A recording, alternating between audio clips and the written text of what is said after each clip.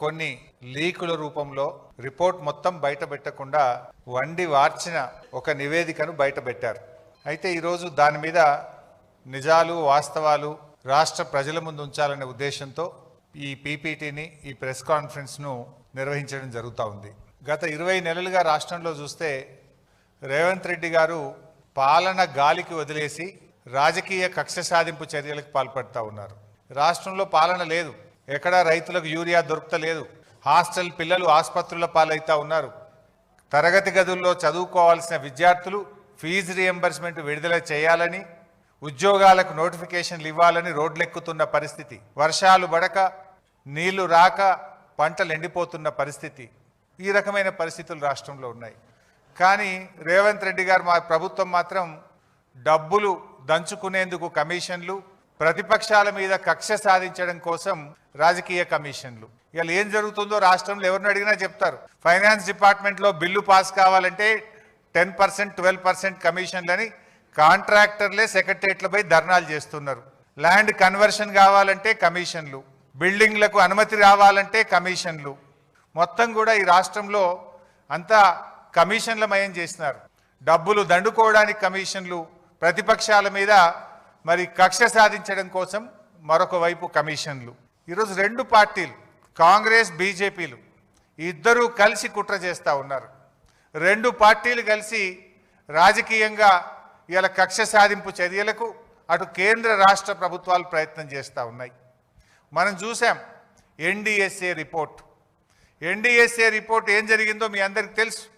ఇప్పుడు ఇదే గోదావరి నది మీద పోలవరం ప్రాజెక్ట్ ఉంది. మరి పోలవరం ప్రాజెక్టులో కుప్పగూలింది, 3 సార్లు కూలింది. 3 సార్లు కుప్పగూలిన ఆడికి ఎన్డీఎస్ఏ పోలే. ఇదే గోదావరి నది మీద అక్కడికి ఎన్డీఎస్ఏ పోదు, రిపోర్ట్ ఇయ్యదు. కానీ మేడిగడ్డ బ్యారేజ్ మీద మాత్రం పిలవకుండానే, రాష్ట్ర ప్రభుత్వం కోరకుండానే హడావిడిగా వచ్చి అసెంబ్లీ ఎన్నికల ముందు ఒక రిపోర్టు, పార్లమెంట్ ఎన్నికల ముందు ఒక రిపోర్టు, బీఆర్ఎస్ పార్టీ రజతోత్సవం జరుపుకుంటే దాని ముందు ఇంకొక రిపోర్ట్ ఇస్తారు. అది బీజేపీ నీతి. ఇప్పుడు ఇక స్థానిక సంస్థల ఎన్నికలు వచ్చినాయి, రేపో మాపో లోకల్ బాడీ ఎలక్షన్లు వస్తున్నాయి అంటే ఇప్పుడు మేడిగడ్డ, సుందిల్ల, అన్నారం మీద కాళేశ్వరం కమిషన్ రిపోర్టును మళ్ళీ బయటపెట్టి రాజకీయ కుట్రలకు ఈరోజు ఈ ప్రభుత్వం పాల్పడతా ఉంది. అంటే ఎంత దుర్మార్గంగా, దానికి మీడియానే సాక్ష్యం. మీరే ఇక పిలుస్తుండ్రు అని రాసిండ్రు కమిషన్ ముందుకు. మీరే రాసిండ్రు కేసీఆర్ గారిని, హరీష్ రావు గారిని పిలవవలసిన అవసరమే లేదు, నివేదిక పూర్తయింది, రేపో మాపో ఇస్తారని మీరే రాసిండ్రు కదా. ఆ తర్వాత మళ్ళీ ఏం జరిగిందో ఏందో తెలియదు కానీ రేవంత్ రెడ్డి పోయి మరి ఏమైనా దండం పెట్టిండో ఏం చేసిండో కానీ రాత్రికి రాత్రే కమిషన్ గడువు పెంచిండ్రు. మళ్ళా రాత్రికి రాత్రే లీకులు. ఏమని? హరీష్ రావు గారిని, కేసీఆర్ గారిని కమిషన్ పిలిచింది, మాకు నోటీస్ రాలే. గమ్మత్ ఏంటంటే మాకు నోటీస్ రాలే, మీడియాలో మాత్రం లీక్ వచ్చింది. ముందు రోజేమో పిలుస్తలేరు, రిపోర్ట్ ఇచ్చిండ్రు అన్నారు. తెల్లారేమో లే రిపోర్టు ఎక్స్టెన్షన్ ఆఫ్ టైం అయింది, కమిషన్కు నోటీస్ ఇచ్చిండ్రు అన్నారు. మాకు నోటీస్ రాలే కానీ మీడియాలో మాత్రం నోటీస్ వచ్చింది. అంటే ఇదంతా ఒక కుట్రతో జరుగుతున్నదనేది చాలా స్పష్టంగా మనకు అర్థమవుతా ఉంది. అయితే నిన్న ప్రభుత్వం ఏమో ఒక 60 పేజీలతో రిపోర్ట్ రిలీజ్ చేసిండ్రు. ఆ రిపోర్ట్ చూస్తుంటే అవాస్తవాలు, అబద్ధాలు, రాజకీయ దురుద్దేశాలతో కూడినటువంటి ఒక 60 పేజీల రిపోర్ట్ను బయటపెట్టినారు. ఇప్పుడు ఇంతకది పూర్తి రిపోర్టా, కమిషన్లో ఉన్న విషయాలే చెప్పారా, ప్రభుత్వం ఏమన్నా వండి వార్చిందా? ఇప్పుడు పూర్తి రిపోర్ట్ బయటకు వస్తే డెఫినెట్గా బీఆర్ఎస్ పార్టీ ఇంకా గట్టిగా స్పందిస్తాం. అసెంబ్లీలో పెడతామంటున్నారు. అసెంబ్లీలో 650 పేజీల రిపోర్టు పెట్టండి, చీల్చి చెండాడతాం, నిజాలు ప్రజల ముందు పెడతాం, వాస్తవాలను నిగ్గుదిల్చే విధంగా అన్ని విషయాలను కూడా శాసనసభ వేదికగా ఈ ప్రభుత్వాన్ని నిలదీస్తాం. ఎందుకంటే ఇప్పుడు ఆ విషయాలు నిజంగా కమిషన్ రిపోర్ట్లో ఉన్న విషయమా, కమిషన్లో లేనిది ప్రభుత్వం ఏమన్నా కల్పించి కొన్ని చెప్పిందా అనేటువంటిది తేలాల్సినటువంటి అవసరం ఉంది. ఎట్లా ఉందంటే నచ్చిన పేరాలు లీకులు, నచ్చని నాయకులు బాధ్యులు అన్నట్టు ఉంది. ఇప్పుడు 650 పేజీల్లో నచ్చిన పేరాలనే లీకులు చేసిండ్రు, నచ్చని నాయకులను బాధ్యులు చేసినట్టుగా నిన్న ప్రభుత్వం రిలీజ్ చేసిన రిపోర్టు కనబడతా ఉంది. ఎందుకంటే ఆ రిపోర్ట్ ఒకవేళ అదే నిజమైతే అది ఎట్లుందంటే కేంద్ర ప్రభుత్వాన్ని తప్పుపట్టినట్టుంది. కాళేశ్వరంకి అనుమతులు ఎవరు ఇచ్చిండ్రు? TAC technical advisory committee report is given by government of India.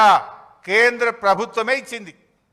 ఒకవేళ ఆ రిపోర్ట్ నిజమే అయితే కేంద్ర ప్రభుత్వాన్ని తప్పుపట్టినట్టు, అన్ని అనుమతులు ఇచ్చిన సెంట్రల్ వాటర్ కమిషన్ను తప్పుపట్టినట్టు, ఇంజనీర్లను తప్పుపట్టినట్టు, రిటైర్డ్ ఇంజనీర్లను తప్పుపట్టినట్టు, బ్యూరోక్రాట్లను తప్పుపట్టినట్టు.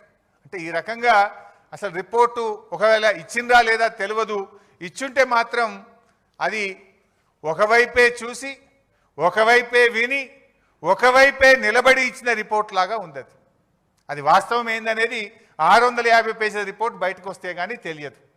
కానీ ఇప్పుడు ప్రభుత్వం బయట పెట్టిన దాన్ని బట్టి చూస్తే, ఆ రిపోర్టు చూస్తే అది నిజమైతే కమిషన్ ఒకవైపే చూసి, ఒకవైపే విని, ఒకవైపే నిలబడి ఇచ్చిన రిపోర్ట్ లాగా కనబడతా ఉంది. ఎందుకంటే ఆ రిపోర్ట్ పూర్తిగా ట్రాష్, బేస్లెస్ ఎలిగేషన్స్. ఒక ముఖ్యమంత్రి గారు ఒక ప్రాజెక్టును రివ్యూ చేయడం ఆయన బాధ్యత. అది రాజకీయ జోక్యం ఎట్లయితుంది? రివ్యూ చేయడము, త్వరితగతిన ప్రాజెక్టును పూర్తి చేయడము, ప్రజలకు త్వరితగతిన నీళ్లు ఇవ్వడం అనేది ఒక బాధ్యతాయుతమైన ప్రభుత్వం చేసే పని. అది రాజకీయ జోక్యం అనరు. It is the responsibility of the chief minister and the government. So ఈరోజు విషయం చూస్తూ ఉంటే, ఈ రిపోర్ట్ను చూస్తూ ఉంటే మరి అదైతే పూర్తిగా ట్రాష్ లాగా ఉంది, బేస్లెస్ లాగా ఉంది. చరిత్రలో ఇట్లాంటి కమిషన్లు, రాజకీయ వేధింపుల కోసం చాలా కమిషన్లు రిపోర్ట్లు ఇచ్చినాయి. అవేవి న్యాయస్థానాల్లో నిలబడలేదు. ఇందిరాగాంధీ గారి మీద కూడా అప్పటి జనతా ప్రభుత్వం షా కమిషన్ వేసింది. చంద్రబాబు నాయుడు గారి మీద కూడా కమిషన్లు వేశారు. అనేక కమిషన్లు దేశంలో వచ్చినాయి. ఏ కమిషన్లు కూడా న్యాయస్థానాల ముందు నిలబడలేదు. ఎందుకంటే రాజకీయ దురుద్దేశపూరితంగా ఇచ్చినటువంటి రిపోర్ట్లు న్యాయస్థానంలో నిలబడవు, ప్రజాక్షేత్రంలో నిలబడవు. ఎప్పటికైనా ధర్మమే గెలుస్తుంది, సత్యమే నిలబడుతుంది. అంతే తప్ప ఈ రాజకీయ దురుద్దేశంతో ఇచ్చేటువంటి రిపోర్ట్లు ఎప్పుడు కూడా నిలబడవు.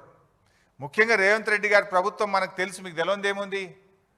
కమిషన్ల పేరిట, కేసుల పేరిట రేవంత్ రెడ్డి గారు రెగ్యులర్గా వరుస ధారావాహికలు ఒకటి తర్వాత ఒకటి, ఎలక్ట్రిసిటీ కమిషన్ అంటాడు, కాళేశ్వరం కమిషన్ అంటాడు, లేకపోతే గొర్రెల స్కామ్ అంటాడు, లేకపోతే ఈ కార్ రేసింగ్ అంటాడు. ఏదో ఒకటి పెట్టి తన వైఫల్యాలను కప్పిపుచ్చుకునే ప్రయత్నం. ఆయన ఫెయిల్యూర్స్ మీద చర్చ జరగకుండా, ప్రజలు తిరగబడకుండా లేని కుట్రలను వరుసగా ఒక సీరియల్ లాగా నడుపుతూ ఉన్నాడు. ఆ టీవీలలో కొన్ని సీరియళ్ళు వస్తుంటాయి, జనరల్గా బాగా టాప్ సీరియల్స్ నడుస్తుంటాయి. కార్తీక దీపం అనే సీరియల్ వస్తూ ఉంటుంది. కార్తీక దీపం సీరియల్ రాగానే గుడి గంటలు అనే సీరియల్ వస్తుంది. గుడి గంటలు అయిపోగానే బ్రహ్మముడి అనే సీరియల్ వస్తుంటుంది. అట్లా రేవంత్ రెడ్డి కూడా ఓటెనుకోటో సీరియల్ లెక్క నడుపుతున్నాడు. సీరియల్ కాదు కదా, నిజాలు చెప్పు నువ్వు. ఇవి మొత్తంగా చూస్తే రైతుల ప్రయోజనాలు ఫనంగా పెట్టి కేవలం కేసీఆర్ గారిని వ్యక్తిగతంగా ఆయనను ఇబ్బంది పెట్టాలి, కేసీఆర్ గారిని హింసించాలనేటువంటి ధోరణే తప్ప రైతులకు న్యాయం చేయాలనో ప్రజలకు మేలు చేయాలనేటువంటి చిత్తశుద్ధి ఈ ప్రభుత్వానికి లేకపోయింది. ఎందుకంటే మనం స్పష్టంగా అర్థమవుతుంది, ఇవాళ కాళేశ్వరం ద్వారా నీళ్ళు ఇచ్చే అవకాశం ఉంది. రాష్ట్రంలో వర్షాలు పడక కరువు పరిస్థితులు ఉన్నాయి, పంటలు ఎండిపోతూ ఉన్నాయి. నిన్న మా బీఆర్ఎస్ నాయకులు కన్నెపల్లి పంప్ హౌస్ మోటార్లు ఆన్ చేయండి అని అక్కడికి వెళ్ళారు. మోటార్లు ఆన్ చేసే అవకాశం ఉంది, నీళ్ళు ఇచ్చే అవకాశం ఉన్నా కూడా ఈరోజు కావాలనే రేవంత్ రెడ్డి గారు ఈరోజు నీళ్ళు ఇవ్వకుండా రైతుల్ని ఇబ్బంది పెడుతున్నటువంటి పరిస్థితి ఉంది.